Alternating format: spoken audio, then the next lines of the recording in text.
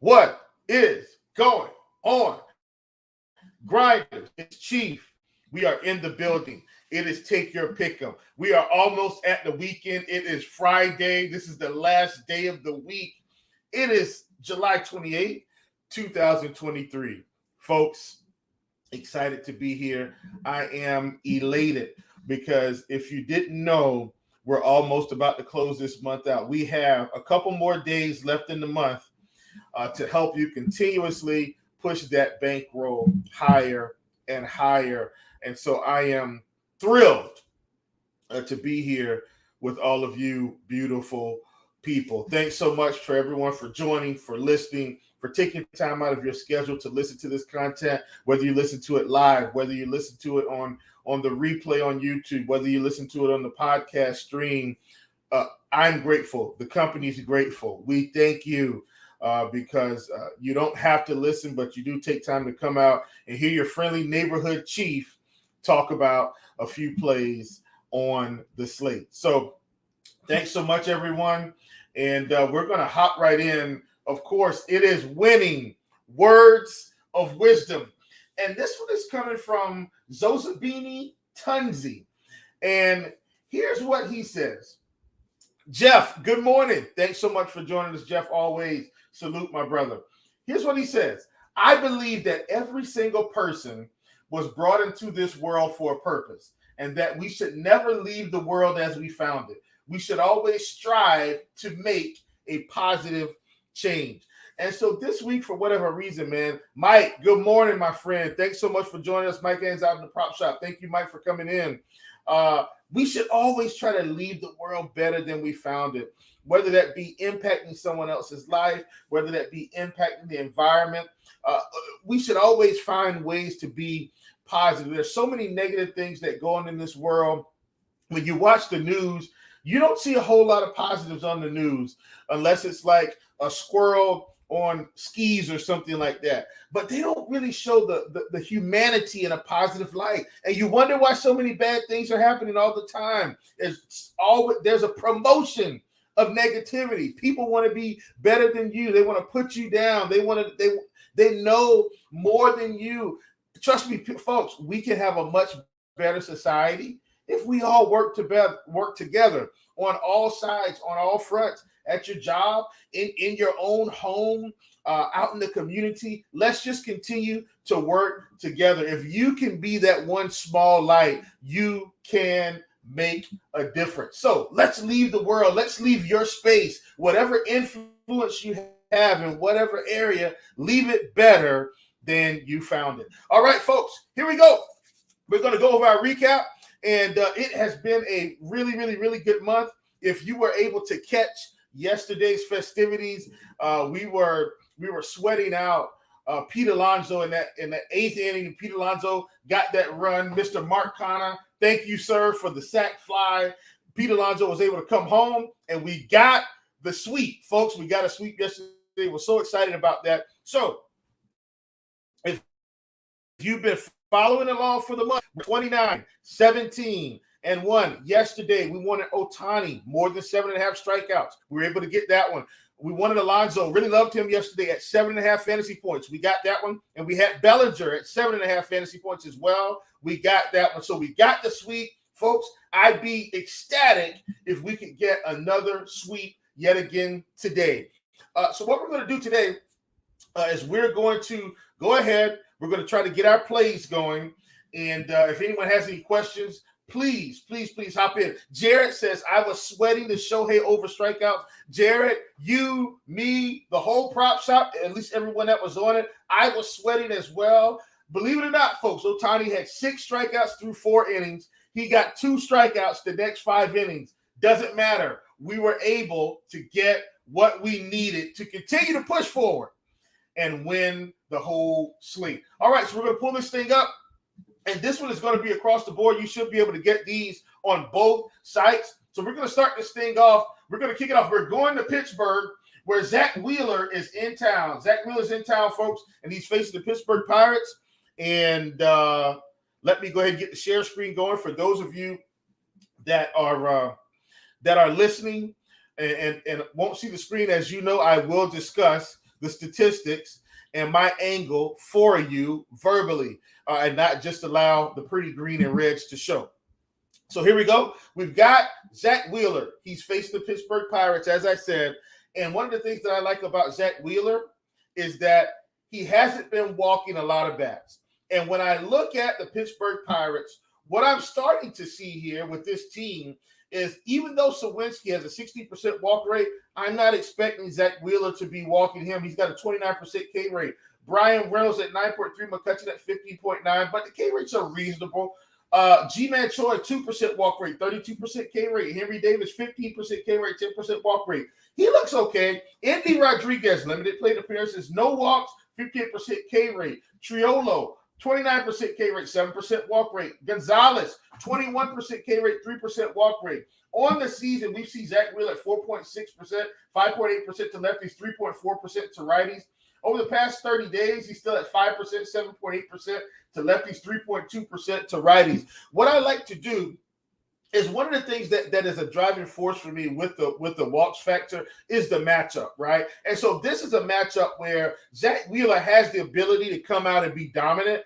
This isn't a matchup where I feel like he has bats that he has to pitch around, right? This seems to be a matchup, at least from my perspective, where he can come in and he can attack right out of the gate. So at 1.5 walks, I really like this proposition. When we look at what Zach Wheeler's throwing, he's going to be throwing a whole lot of fastball, okay? That fastball is around 97 miles an hour. One of the differences in the plate IQ is I can't see the breakdown of the velocity for the potential bats. But after that, we got a little bit of sinker, which should keep the ball on the ground. And then we've got a little bit of curveball here from Zach Wheeler as well.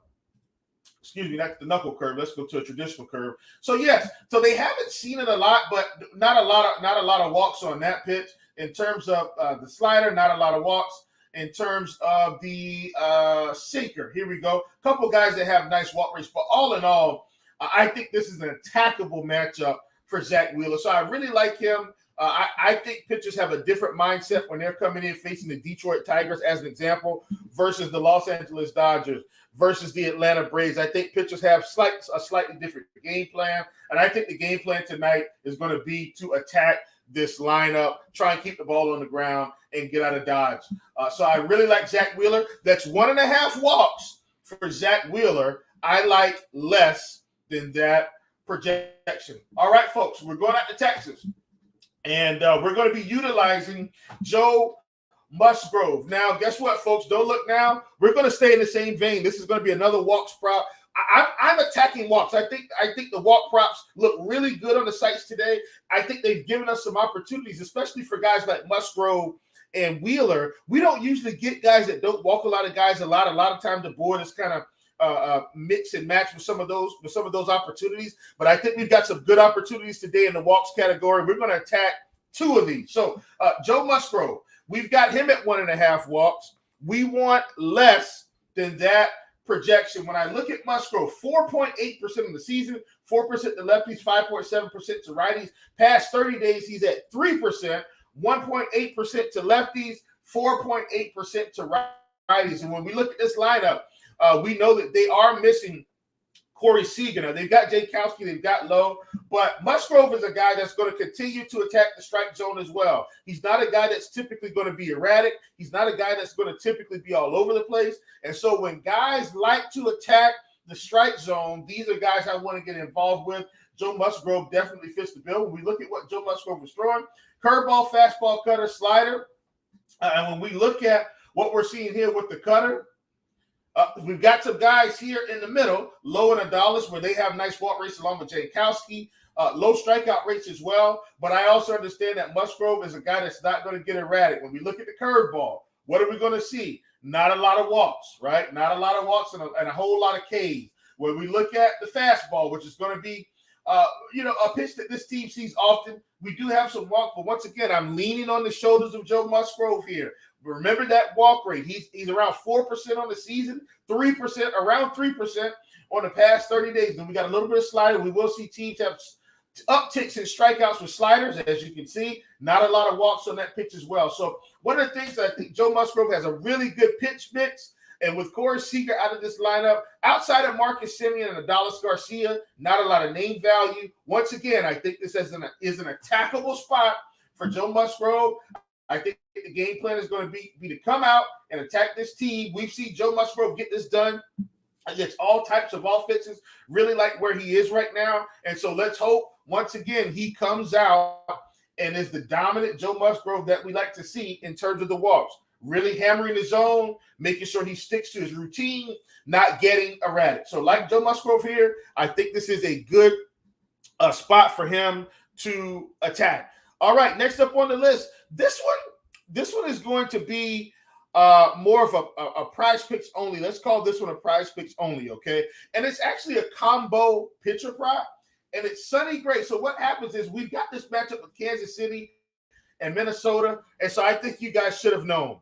When the Minnesota Twins are on the slate, I want to continue to attack. Now, that doesn't mean we're going to get it every time. When the Kansas City Royals are on the slate, I want to attack. That doesn't mean we're going to get it every time. But what we did get is a nice combo prop for Sonny Gray and Mr. Singer. And it's at 10 flat, okay? 10 flat. So both get 5, we get a push. I think we can get this one, folks. I think at 10 strikeouts flat for both pitchers, I think one can get 6, one can get 5, one can get 7, one can get 4. I think there are going to be opportunities here. So we've seen Kansas City. As the season has gone along, the strikeouts have really, really, really picked up for this team. With Minnesota, we've seen strikeouts galore pretty much the whole season with this team. We've got Brady Singer coming off a nice performance against the Yankees, has had some other okay performances as well. And then we've got Sonny Gray, who's going to be facing Kansas City combined. So the Kansas City Royals have a combined K rate of 23.9% for their particular lineup. And the Minnesota Twins have a 26% combined K rate for their particular lineup. Both guys are sitting at 5 strikeouts flat across the industry. On PrizePicks, though, we have the combined strikeout prop of 10. I feel like that one may be a little bit more, advantageous for us today, because I definitely think both of these guys have the possibility to get there. But if one gets 6, one gets 5, we avoid a push. And that's really what I'm trying to avoid. Now, I understand if both get 5, we still get the push. I want to try my best to avoid that today. I think this is a good strikeout opportunity for both sides. When we look at Singer, on the season, he's only at 18%, 19% to lefties, 17% to righties. And then over the past 30 days, 18%, 15%, 23% to righties. Have seen an uptick to righties. He is going to see some lefties today as well. Not walking a lot of guys over the past 30 days.